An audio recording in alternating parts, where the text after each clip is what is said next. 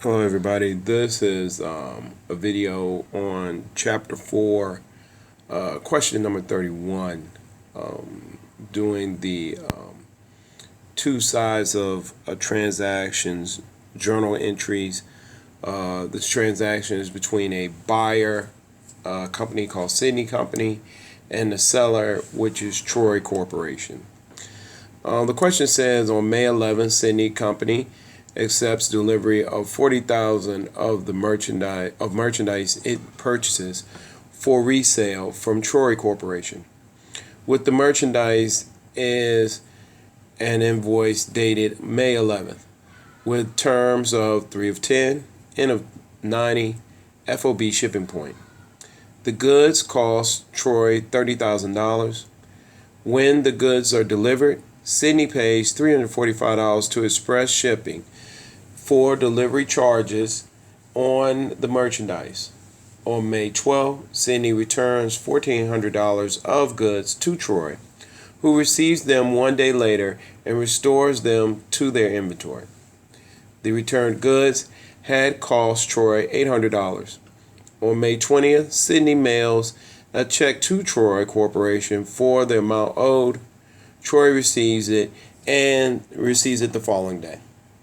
So, let's start with Sydney Company, and I'll put their name up here. So this will be for Sydney Company.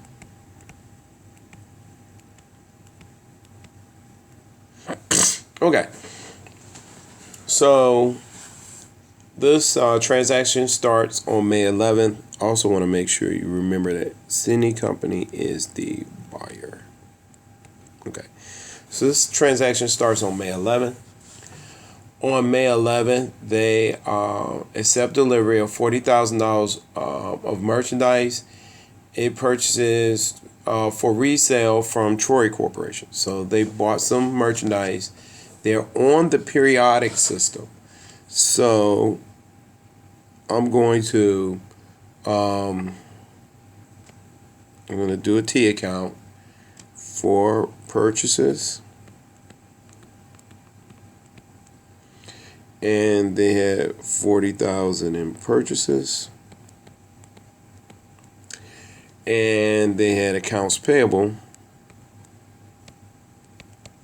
of 40,000. They purchased this on credit. Now, also on May 11th, they had some shipping costs because it is FOB shipping point. The buyer needs to pay the shipping costs. So we're going to notate that the shipping costs were $345. So shipping,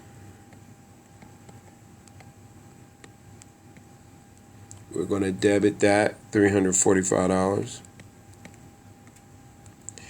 And we'll credit, they paid it in cash, so we will credit their cash account $345.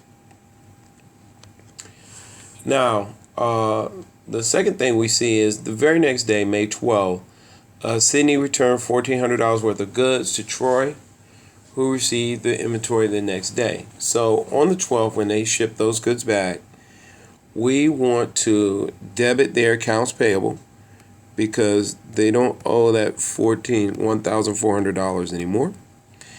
And we want to credit an account called returns and allowances.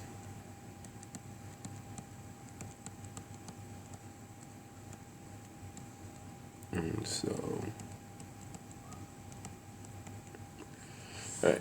Now, on May 20th, Troy cut a check. They cut a check for the amount they owed. Now, how much do they owe? Troy initially, if you see right here, purchased the material for $40,000. Then, we know on the 12th, they returned the materials they returned $1,400 worth of materials. Let me make this a little bit cleaner. Which gave them $38,600 worth of material still in their inventory. Now, they made the discount period. So if we multiply that by 3%, their discount would come up to $1,158. So what we're going to do, we're going to debit their accounts payable for $38,600. That's the remaining amount of their debt or their credit account. They are going to credit the purchases discount, and so I'm going to make another. I'll just make it up here. I'll make another T account. And we're going to credit that 1,158.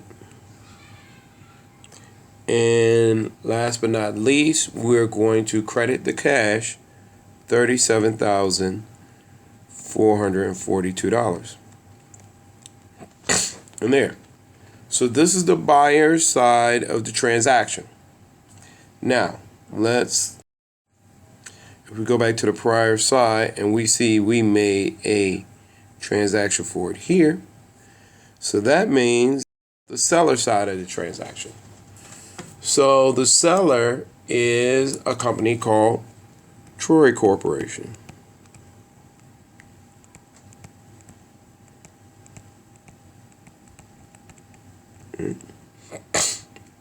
And they are our seller.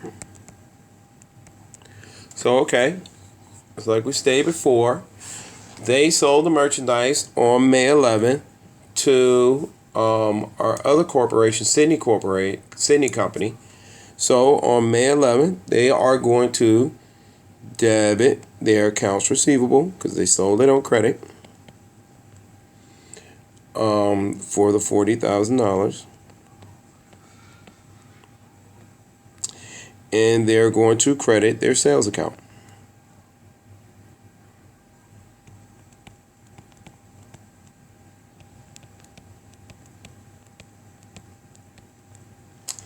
Now, on May 11th, there was a transportation cost of $345 incurred. However, because they are operating on FOB shipping point, that transportation cost is taken up by the seller. So that means for the seller, that cost does not incur. So there's no journal transaction for May 11th. Now, on May 13th, well, actually on May 12th, Sydney sent back some goods, $1,400 worth of goods. However, those goods were not received until May 13th. Now, what we do here, they're going to take back those goods. So they're going to debit their sales, returns, and allowance account.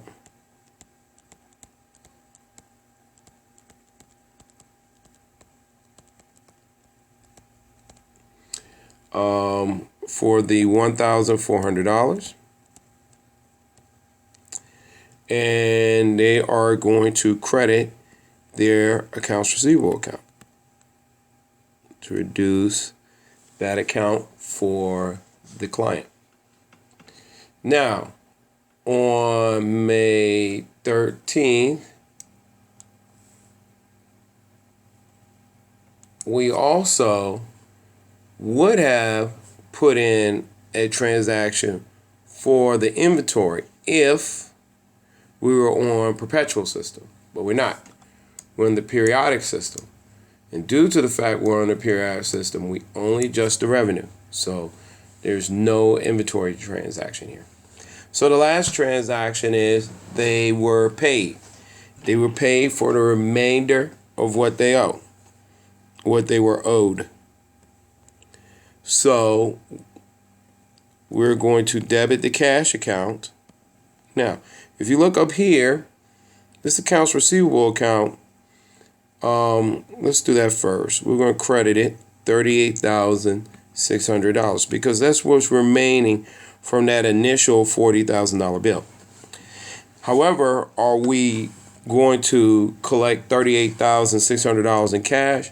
No. Why? Because, as we saw from earlier, the buyer made the discount window. So, since that is true, the buyer, let's put a D here. The buyer gets a $1,158 discount. I messed up my numbering here. So, this is a C. So they get a discount. Due to that discount, the buyer only pays $37,442 in cash. So that's the transaction on both sides, from the buyer and the seller. I hope this helps. Have a great day.